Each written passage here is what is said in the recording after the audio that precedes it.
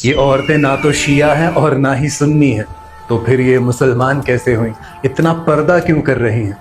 اصل میں یہ ایک ایسی قوم ہے جو سہارا ڈیزرٹ کے بیچ میں رہتی ہے اور ان کی زندگی دنیا سے بالکل الگ تھلگ ہے۔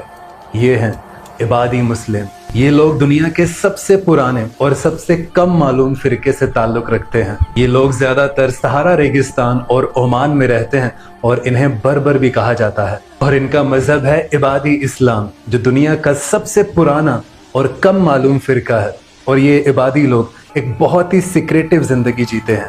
اس قوم کے مردوں کا ایک خاص لباس ہوتا ہے، لمبے چولے جیسی قمیضیں ہوتی ہیں اور سر پر ہمیشہ ان کے ٹوپی ہوتی ہے۔ اور وہاں کی عورتیں اتنا پردہ کرتی ہیں کہ آپ کی سوچ گم ہو جائے گی۔ ویسے تو وہاں کی عورتیں زیادہ گھر سے باہر نہیں نکلتی، ان کو منع ہے، لیکن اگر کبھی کسی کام سے مجبوری کے طور پر نکلنا پڑے تو ایسا پردہ کرتی ہیں کہ ان کی آنکھیں بھی مشکل سے دکھائی دیتی ہیں۔ اور سب سے حیران کن بات یہ ہے کہ ان کے گھروں کے ڈیزائن بھی دنیا کے گھروں کے ڈیزائن سے بالکل الگ تھلگ ہوتے ہیں۔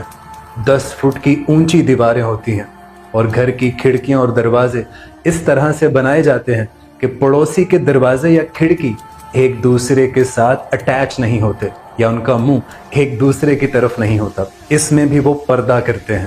اور یہ عبادی مسلمان اپنی کئی صدیوں سے، بھائی اتنے پرانے ہیں یہ کہ ان کے نشانات حضرت علی امیر معاویہ ان کے دور میں بھی موجود تھے، لیکن یہ اب تک اپنی اسی تہذیب کو لے کر آگے بڑھ رہے ہیں، زندہ ہیں۔ اور ان عبادی مسلمانوں کو دنیا کا سب سے پرانا فرقہ آج تک تصور کیا جاتا ہے۔ اور اگر آپ کو ان عبادی مسلمز کے بارے میں اور ڈیٹیل کے ساتھ جاننا ہے تو کامنٹس میں فل ویڈیو لکھ دیجیے گا، نیکسٹ ٹائم اس کے اوپر فل ویڈیو بنا دوں گا انشاءاللہ۔